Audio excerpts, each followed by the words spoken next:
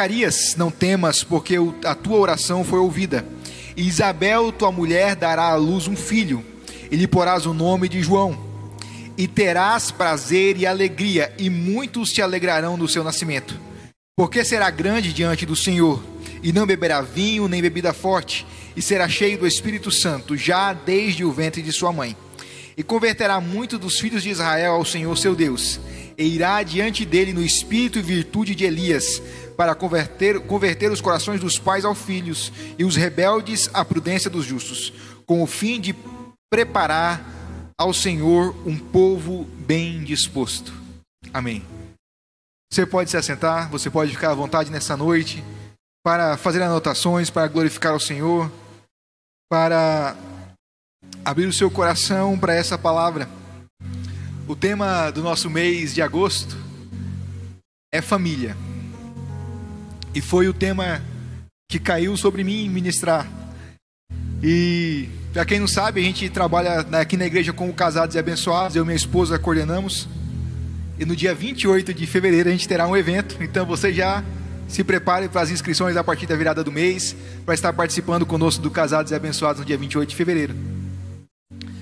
Mas, ao longo dos últimos anos, a nossa igreja e o nosso pastor têm investido na nossa vida, na nossa família, e acreditado na nossa família como também um ministério para servir a igreja. Então, quando o meu pastor presidente, olhando para a diretoria presente na sala, e quando chegou no tema família, antes de perguntar quem queria ministrar, ele perguntou para mim: Jonatas, você ministra? Eu entendi: Jonatas, você tem que ministrar. E não porque eu sou o melhor ou sou o mais especial, não porque os outros não têm famílias abençoadas, mas porque a igreja semeou algo na minha vida nessa área, e até onde eu entendo a gente tem correspondido à sementeira e tem produzido algo nesse sentido. E eu sou grato a Deus pela minha família, porque eles são o extrato daquilo que o Senhor tem feito na minha vida. Eu passei para a mídia uma primeira foto. Se vocês puderem projetar a primeira foto que eu passei. Você pode não acreditar, mas aquele casal ali somos eu e a minha esposa. Amor, eu gostaria que você ficasse de pé, por favor. Desesconde aí. Pastor, eu posso chamar ela para sentar no lugar? Amor, faz favor. Pega a sua Bíblia, vem sentar aqui na minha cadeira. Na cadeira que eu ocupo hoje. Quando você olha para aquela foto ali, você pode não imaginar como nós vivíamos nessa época ou como era a nossa vida. Você pode só ver um cara feio com uma moça bonita. Essa senhora é a minha esposa. No dia 17 de dezembro, nós completamos 15 anos de união. 15 anos que o Senhor fez de um jovem sem juízo e sem futuro um chefe de família. Na época ainda não pai, mas já um chefe. E eu sou grato porque você tem umbrado comigo todos esses anos. E eu só tenho família porque eu tenho você. Muito obrigado.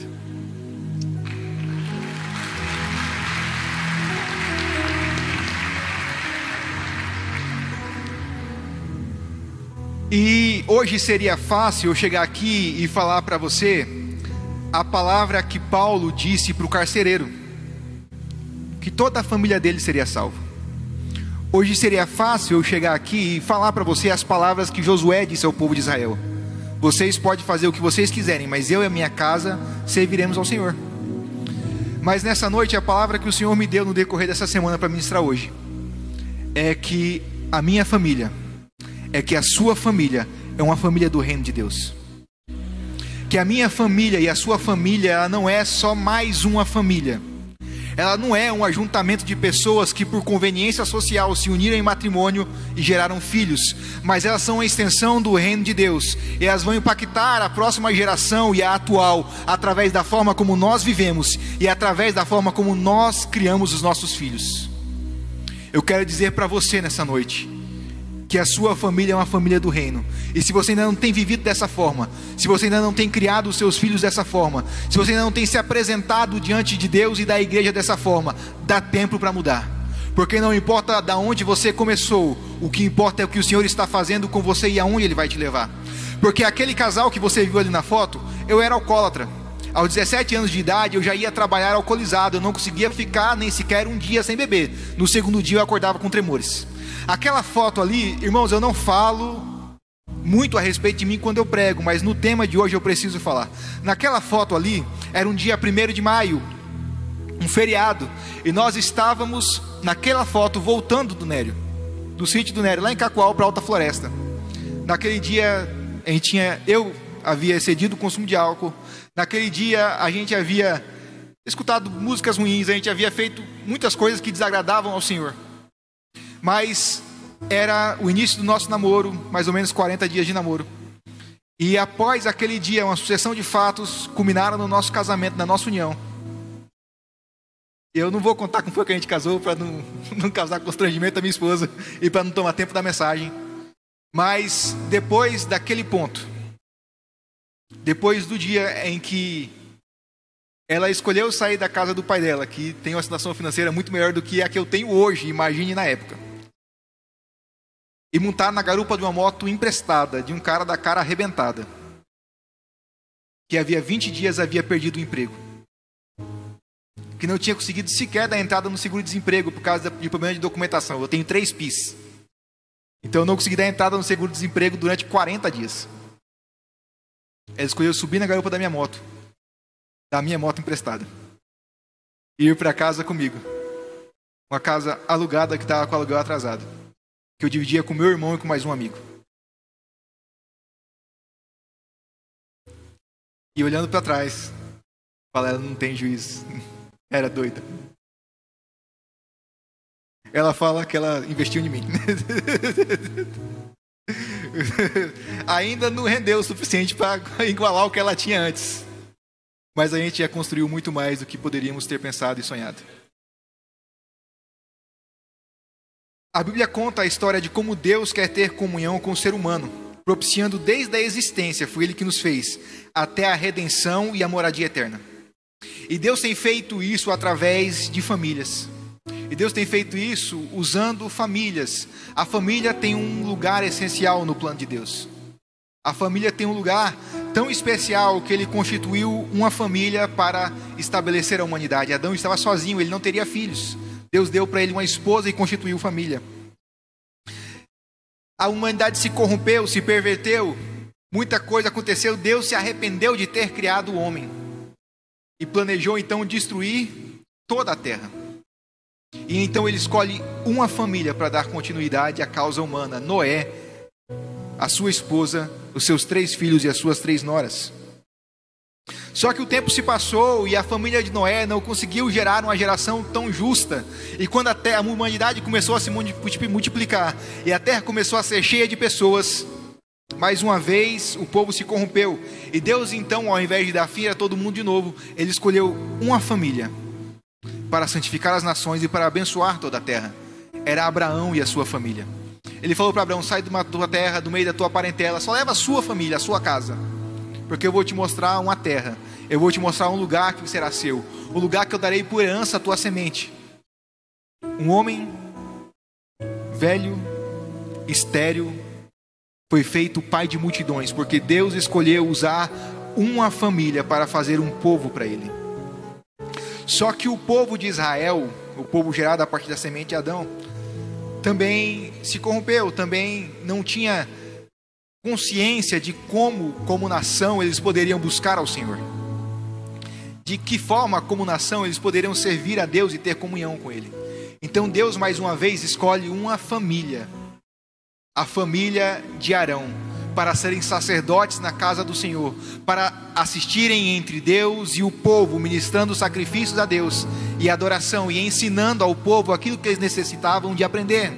Deus escolhe famílias para marcar a história da humanidade, para mudar histórias de cidade, para mudar histórias de igreja, para fazer de quem não era ser alguma coisa, e para anunciar para este mundo corrompido que ainda há esperança de salvação. Foi assim em todos os tempos, e é assim nesta era, neste tempo presente. Deus escolheu a sua família para anunciar para o mundo lá fora que tem jeito, que tem esperança, que tem salvação. Basta uma família.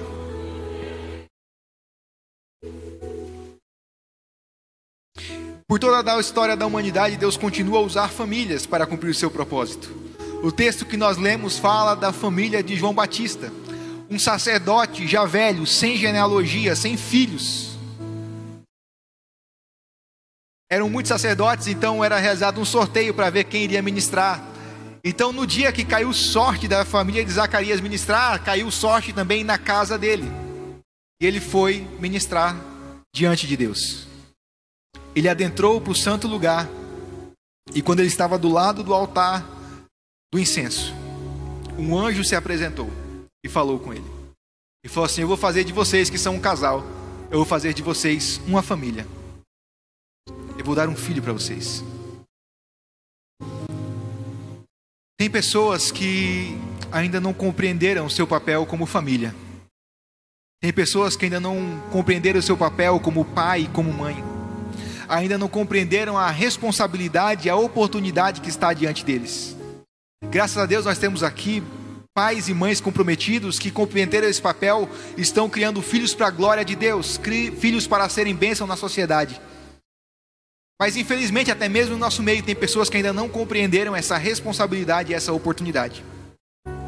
E conforme o anjo vai falando com Zacarias, ele já vai falando a respeito do que aconteceria.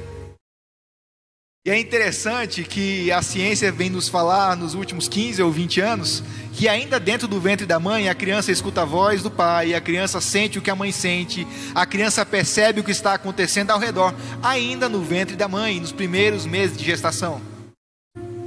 E Deus falou, o anjo falou a palavra de Deus para Zacarias, que ainda no ventre de Isabel, aquela criança seria cheia do Espírito de Deus.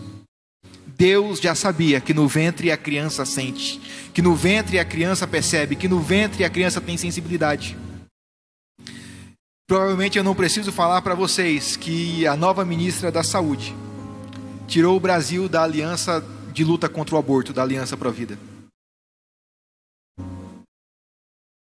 Crianças que já sentem, crianças que já podem ser impactadas pelo ambiente, crianças que já podem ser impactadas pela presença de Deus na vida dos pais, poderão ser mortas. E o secretário de saúde básica, recém-impossado, disse que uma das missões dele é dar acesso ao aborto legal via SUS. É o projeto do coração dele, é a missão de vida dele nos próximos 4 anos. Que o Senhor tenha piedade da nossa nação. Que o Senhor tenha misericórdia da nossa nação. Porque outras nações que tomaram tal atitude sofrem duras penas.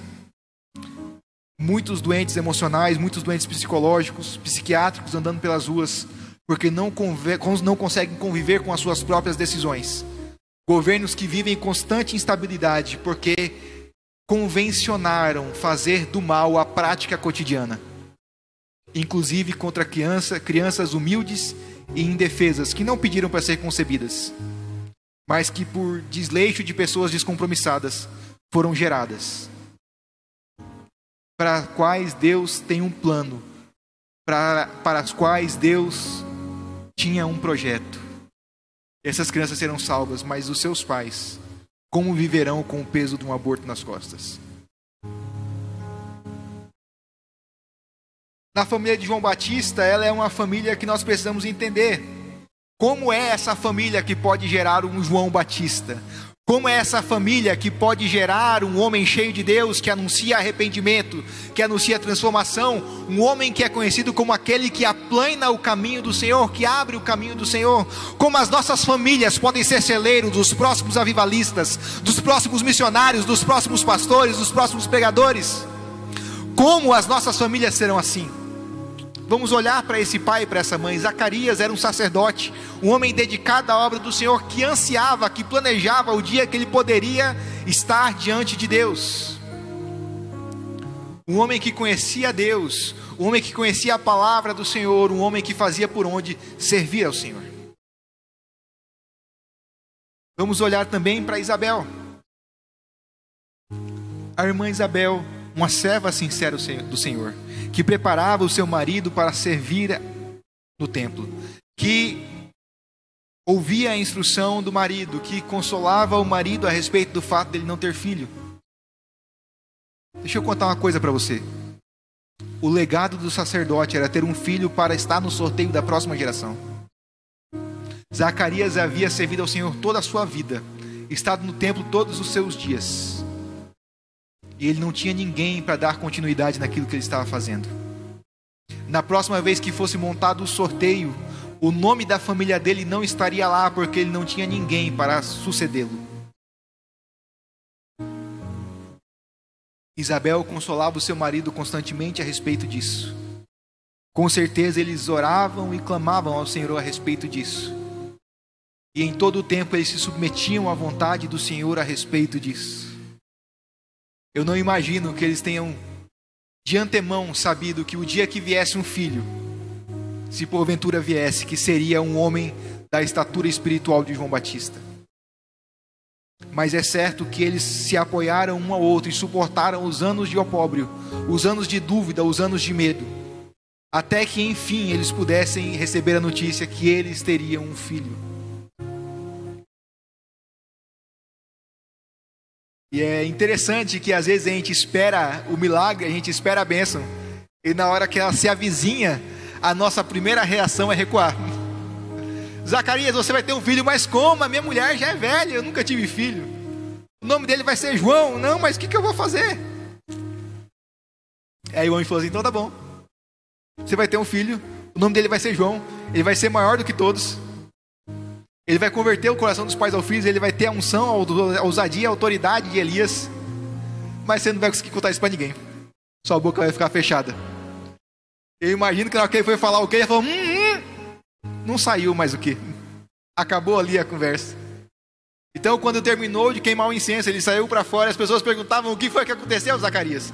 E ele mudo, não conseguia falar. Então as pessoas entenderam que ele havia tido uma visão da parte de Deus.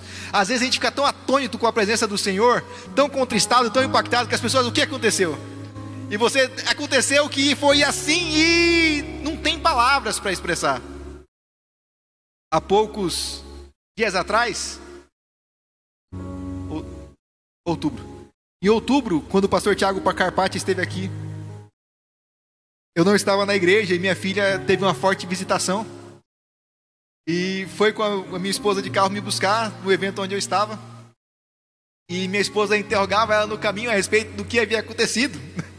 E ela fala assim, é que aconteceu, mãe, que eu senti, que foi, que falou. E ela não conseguia explicar o que falou. Quando o seu milagre chegar, quando a sua bênção chegar, as pessoas falam assim, mas como é que foi isso? Ela fala assim, eu não sei. Eu sei que foi Deus. Eu sei que o Senhor fez. Eu sei que o Senhor falou comigo. Eu sei que eu ouço a voz do meu Senhor e eu obedeço e eu sigo porque Ele está comigo. As pessoas vão querer explicação de como é que o seu filho se transformou em um pregador, de como é que sua filha se transformou numa missionária, de como é que o seu filho faz a diferença na escola mesmo sendo tão jovem, de como é que a sua família consegue manter tranquilidade e caos mesmo no meio da dificuldade financeira. Como é que a sua família consegue manter a paz, mesmo quando lá fora o barulho está muito alto? Você vai tentar explicar. Você vai poder, só que conseguir falar para a pedra assim, olha, é Jesus quem faz isso. É o Espírito Santo quem nos consola. É a mão de Deus que nos guia. Se você quiser experimentar, vem comigo, vem conhecer o Senhor.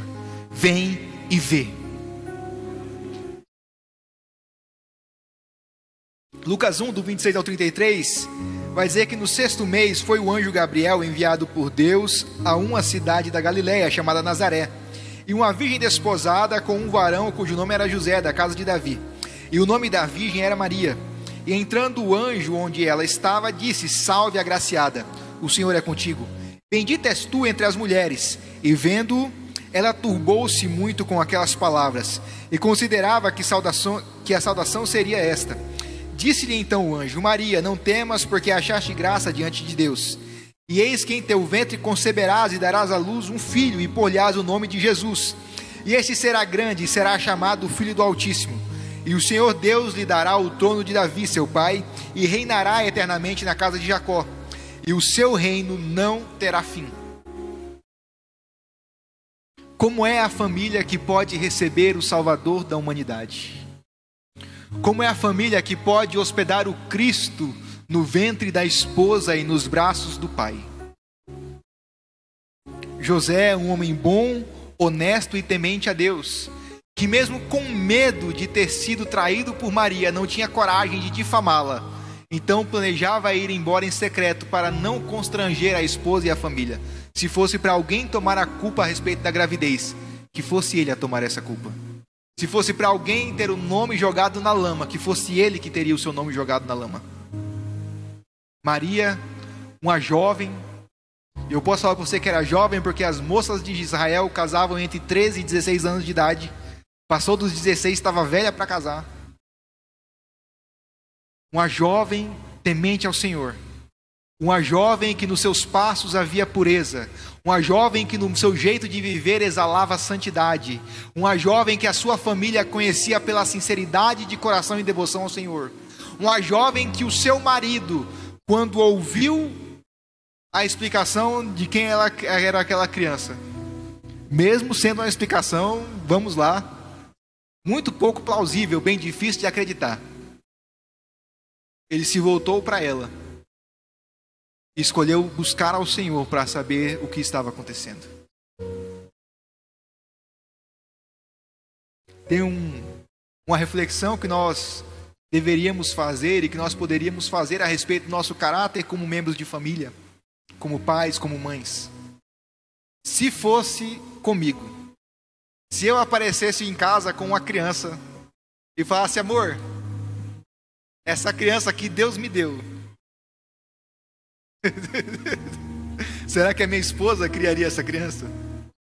Se eu saísse para viajar por um longo período e voltasse e a minha esposa estivesse grávida, uma gestação de um tempo mais curto do que a minha viagem, ela falasse: foi o Espírito Santo que veio até mim e me deu esse filho, será que eu acreditaria nela?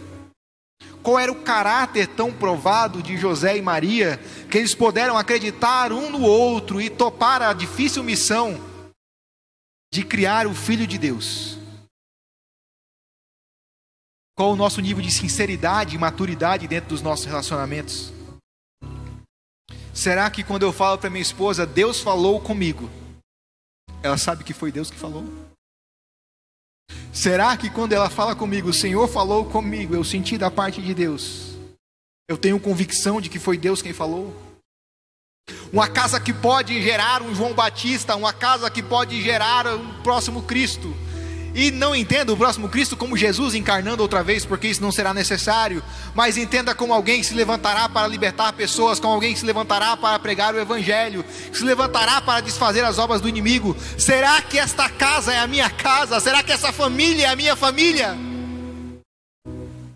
Ou será que na minha casa reina a desconfiança, reina a maledicência, reina a violência, a ignorância?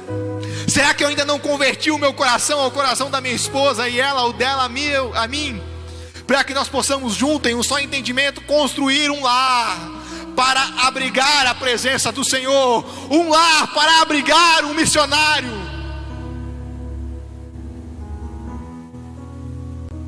O que será que eu tenho para apresentar para os meus filhos?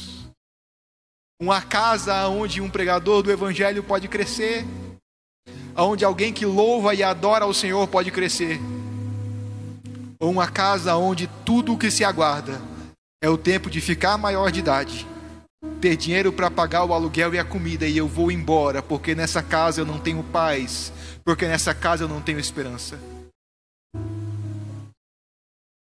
Que a sua casa seja uma casa do reino, onde os filhos conhecem ao Senhor todos os dias.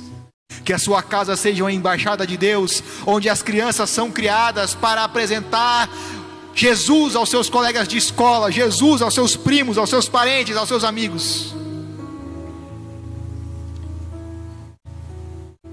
Não adianta nós ficarmos frustrados porque um governo perverso assumiu o poder. Nós precisamos nos levantar como aqueles que geram e educam uma nova geração, mais forte e poderosa do que qualquer uma outra. A mãe de Moisés colocou seu filho numa manjedoura e soltou ele rio abaixo. E depois ela foi chamada para criar aquele mesmo menino. E a Bíblia vai nos falar que Moisés cresceu poderoso em ações e palavras. O ambiente onde eu crio a minha família é um ambiente que torna eles poderosos em ações e palavras? Ou eles aprendem a falar uma coisa e fazer outra? Ou eles aprendem a pregar uma coisa e viver de outra forma? Nossas famílias precisam ser tão fortes e temente a Deus, a ponto de que nós poderíamos receber os próximos João Batistas em nossos lares. E eles seriam forjados com sucesso para cumprirem o seu propósito. O propósito do filho, não o meu propósito. Entenda uma coisa.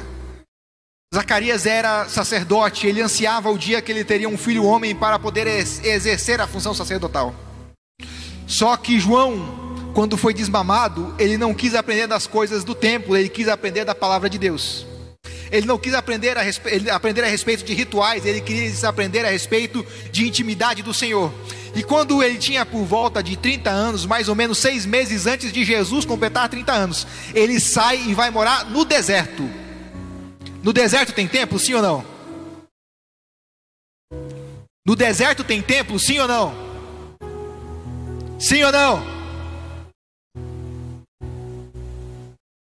Zacarias queria um sacerdote para dar seguimento naquilo que ele estava fazendo.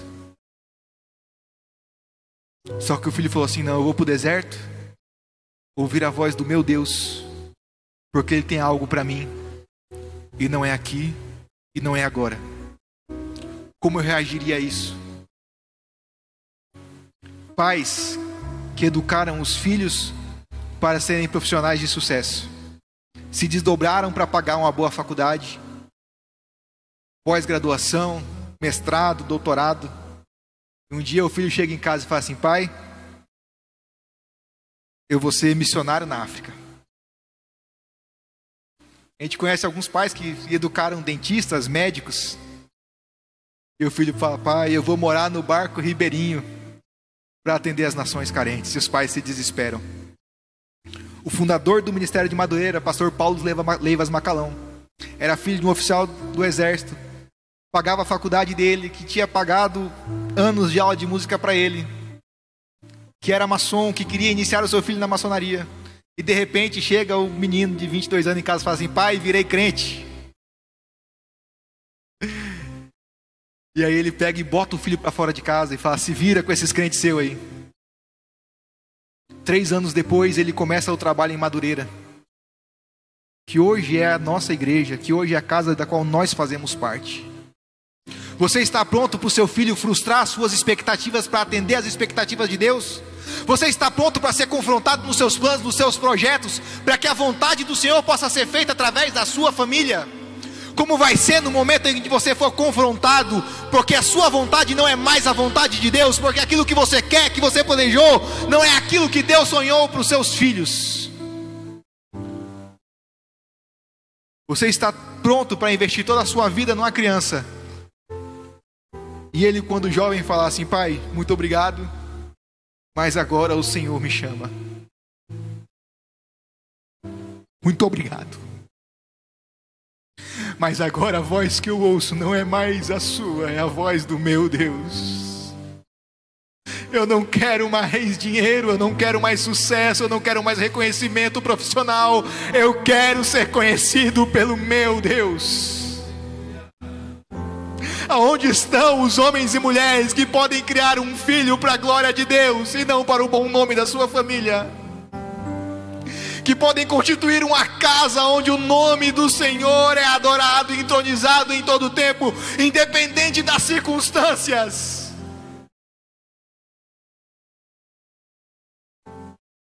Eu quero citar 2 casais, Samuel e Susana.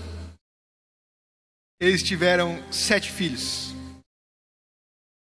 4 se tornaram ministros do Evangelho. 2 moças se casaram com ministros do Evangelho. O 5º rapaz era um pregador, mas nunca de ofício. Eles mudavam de igreja em igreja, porque eles eram plantadores de igreja. Então eles iam para uma cidade, montavam uma igreja. Quando a igreja estava funcionando, vinha outro pastor, assumia aquela igreja e eles iam adiante. A biografia, irmãos, eu gosto muito de biografia, porque mostra que aquilo que a Bíblia fala é aplicável aqui e agora, para nós, para nosso tempo. A biografia dessa família vai falar que aonde chegava, A irmã Susana juntava os seus filhos e lia com eles salmos, e cantava louvores ao Senhor com eles, e fazia com que eles tivessem tempo de oração com Deus todos os dias.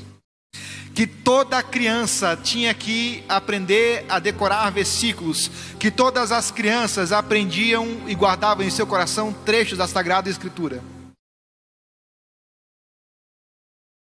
Samuel e Susana tinham por sobrenome Wesley, foram pais de Carlos e John Wesley. Varreram o mundo com um avivamento de santidade. Um segundo casal chamado Timothy e Esther criaram 12 filhos, tentando ter um filho homem para dar prosseguimento ao ministério do pai. Então o caçulinha nasce um menino. O pai, pastor, foi capelão durante a guerra da secessão nos Estados Unidos, a guerra da independência. Ele, do fronte de batalha, escrevia cartas para sua esposa e falava: minha querida Esther, não afaste os livros e o lápis da mão do menino. Ele precisa aprender mais de Deus, ele precisa aprender a organizar os pensamentos, ele precisa aprender a escrever aquilo que o Senhor está falando com ele. Esse jovem se tornou um cientista prodigioso, aprendeu a ler grego, hebraico, latim, se transformou em um escritor de muitos volumes, um pregador de multidões, um avivalista do século XVIII. O nome desse jovem é Jonathan Edwards, um dos grandes avivalistas da história da igreja, da história moderna da igreja. Aí você pode pensar assim: são duas famílias de pastores, é fácil para um pastor criar um filho crente. Queria perguntar para os obreiros aqui presentes: é fácil criar um filho crente? Que queira seguir no ministério, que queira perseverar na presença do Senhor? Não é fácil. Não é fácil para um pastor, não é fácil para ninguém. Mas eu quero te contar uma outra história. Existia uma senhora que ficou viúva muito jovem. O seu marido, aos 41 anos de idade, era alcoólatra, adoeceu e por causa do seu vício não se recuperou. Ela, já convertida, já cristã, tinha 6 filhos. O mais velho com 12 anos, o mais jovem com 4. Estava grávida quando o marido faleceu. 4 meses após o falecimento do marido, nascem gêmeos. Ficou então com 8 filhos. A família fala assim: olha, Betsy, dê os seus filhos para adoção. Dá um para um tio, outro para o outro, um para o primo, e espalha essas crianças para que elas possam ter uma vida melhor do que teriam com você. Mas ela, lendo a palavra do Senhor, ela chega num texto que fala assim: deixa ao Senhor os seus órfãos e as suas viúvas, porque Ele cuidará deles. Ela abraça com aquele versículo e fala assim: não, eu vou criar os meus filhos porque o Senhor vai prover. Ela junta as crianças, vai para a casa de um irmão, numa fazenda, e começa a trabalhar na roça para criar aquelas crianças. E os mais velhos começam a trabalhar com ela. Então, um desses jovens, aos 17 anos, vai morar na cidade com o tio, trabalhar como sapateiro. Começa a ter sucesso na venda de sapatos. Então ele almeja: eu vou ser um grande empresário, vou vender muitos sapatos por todos os Estados Unidos e vou ficar rico e dar uma vida boa para minha mãe. Quando ele junta seus primeiros $7.000, na mesma semana, ele prega 2 jovens e elas se convertem. Ele diz que quanto mais ele pregava o evangelho e pessoas se convertiam, menos o dinheiro importava. Que quanto mais a resposta do evangelho era a salvação de almas, menos o sucesso financeiro importava. Então ele colocou no coração dele: eu não farei outra coisa da minha vida a não ser pregar o evangelho aos perdidos e trazer salvação àqueles que estão em trevas. Os anos se passaram, esse jovem, ao longo do seu ministério, desempenha uma carreira prodigiosa, onde mais de 4 milhões de pessoas no século XIX ouviram ele pregar, e mais de 500 mil pessoas responderam ao chamado à salvação. O nome desse jovem era Dwight Lyman Moody, D.L. Moody, você deve conhecer dos livros. Eu gostaria de ler aquilo que ele falou no dia do velório de sua mãe. Se posso conter-me, quero dizer algumas palavras. É grande honra ser filho de uma mãe como ela. Já viajei muito, mas nunca encontrei alguém como ela. Ligava-se seus filhos de tal maneira que representava um grande sacrifício para qualquer deles afastar-se do lar. Durante o primeiro ano depois que meu pai faleceu, ela adormecia todas as noites chorando. Contudo, estava sempre alegre e animada na presença dos filhos. As saudades serviam para chegá-las mais perto de Deus. Muitas vezes eu me acordava e ela estava orando, às vezes chorando. Não posso expressar a metade do que desejo dizer. Aquele rosto, como é querido. Durante 50 anos não senti gozo maior do que o gozo de voltar a casa. Quando estava ainda a 75 quilômetros de distância, já me sentia tão inquieto e desejoso de chegar, que me levantava do assento para passear pelo carro até o trem chegar à estação. Se chegava depois de anoitecer, sempre olhava para ver a luz na janela da minha mãe. Senti-me tão feliz esta vez por chegar a tempo de ela ainda me reconhecer. Perguntei-lhe: mãe, me conhece? Ela respondeu: ora, se eu te conheço. Aqui está a sua Bíblia. Assim gasta, porque é a Bíblia do lar. Tudo que ela tinha de bom veio deste livro, e foi dele que nos ensinou. Se minha mãe foi uma bênção para o mundo, é porque bebia dessa fonte. A luz da viúva brilhou do outeiro durante 50 anos. Que Deus a abençoe, mãe, ainda a amamos. Adeus por um pouco, mãe. O seu biógrafo escreveu: quem pode calcular a possibilidade de um filho criado num lar onde os pais amam sinceramente ao Pai Celestial, a ponto de chamar diariamente todos os filhos para escutarem a voz na leitura da Bíblia e reverenciarem e clamarem a Ele em oração.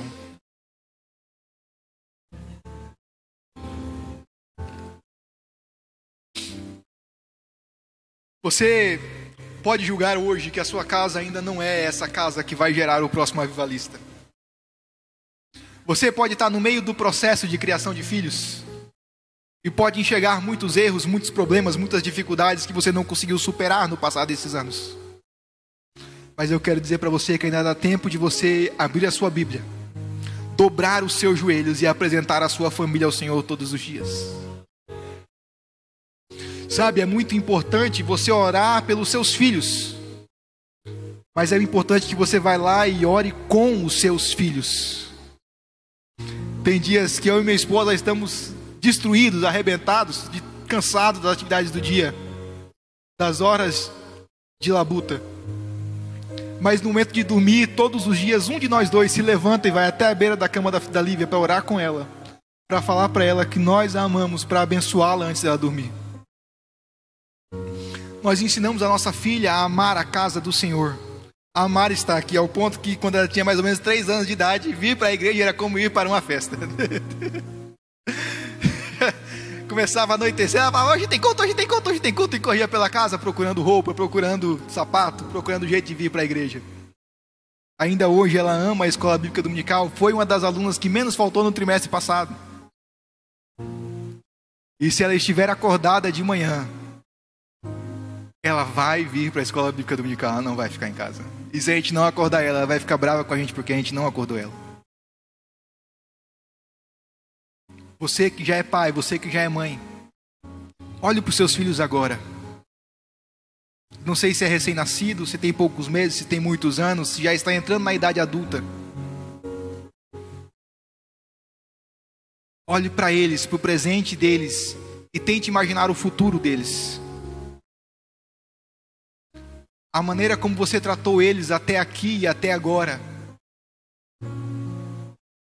Vão enviá-los para cumprir a vontade de Deus? Ou vão mantê-los dentro do seu cabresto fazendo aquilo que você quer? Ou pior ainda, vão fazer com que eles se voltem contra você e contra Deus? Como serão os próximos anos que você vai passar com os seus filhos, com os seus netos? Vou fazer uma pergunta mais séria ainda. Se eles olharem para você,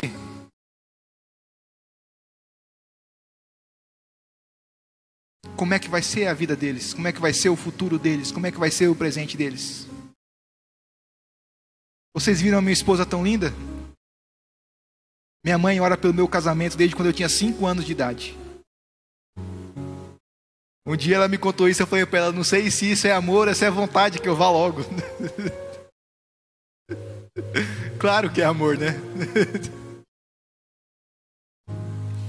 E minha esposa já começou a apresentar a vida da Lívia, o futuro dela, a família dela, o casamento dela.